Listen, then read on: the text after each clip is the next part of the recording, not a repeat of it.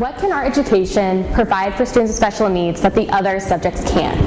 Stephen Wiltshire is an artist with autism who's become well known for creating panoramas from a city entirely from memory. He'll be able to take a helicopter ride over a city and then go back to his studio and create it as if it is perfectly laid out for him to draw inside of his brain. Stephen did not learn to talk until the age of 5, and so for Stephen, art was his voice.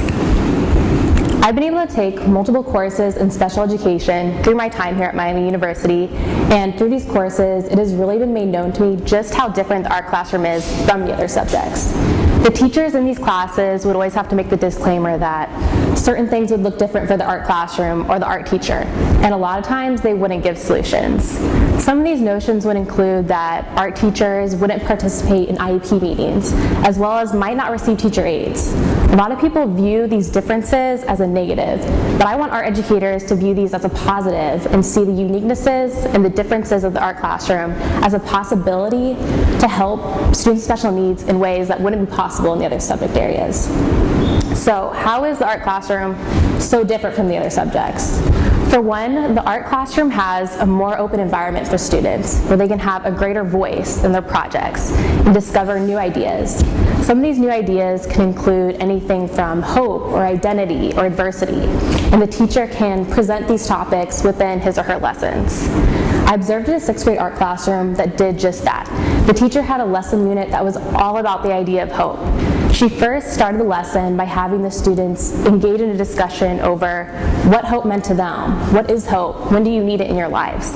And so the students, as well as the teacher, shared personal experiences when they needed hope. And through that, the students, as well as the teacher, were able to be vulnerable and learn more about each other, which might not have happened if they didn't have this discussion of hope in the first place.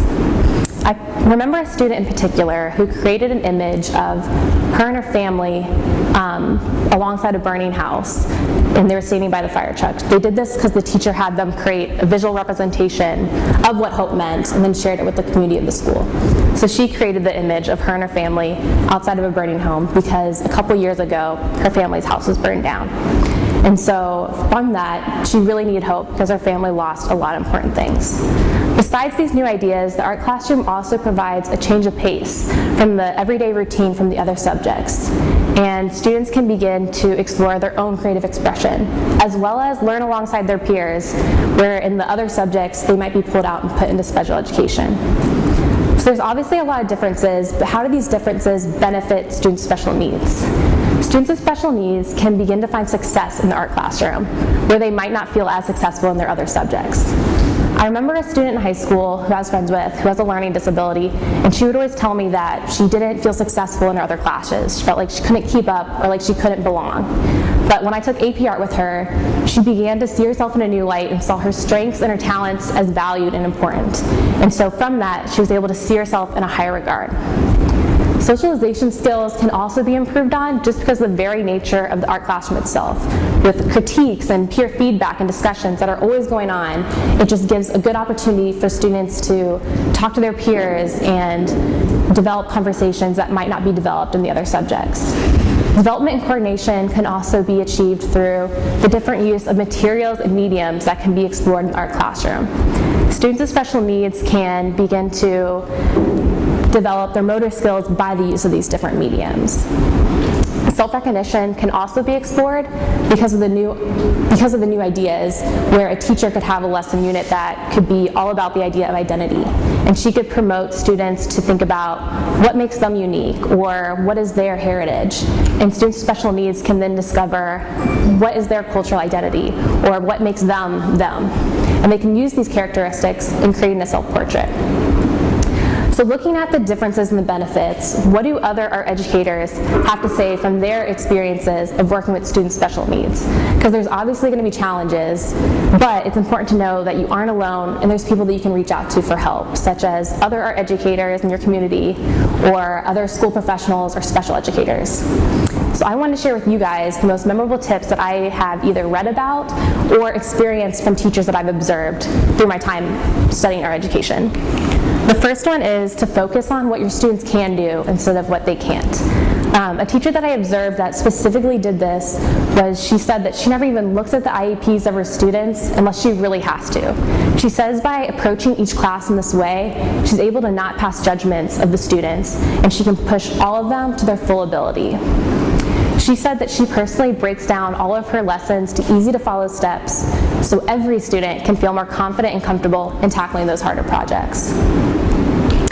Another teacher exclaimed how she found that clay was always a huge success in her classroom, especially for students with special needs, because students with varying needs were able to utilize the clay just because of the versatility of the clay and how they could pinch it or mold it or shape it in different ways, no matter what their level of disability was.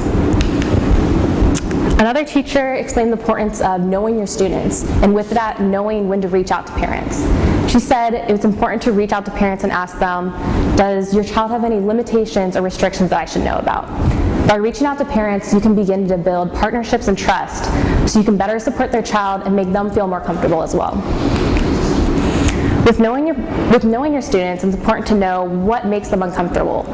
This teacher that gave this advice explained a situation where she was teaching a plaster project and a student with autism in her class really did not like the texture of the plaster. So luckily she had a backup project that she could provide for that student so he could still be engaged and participate.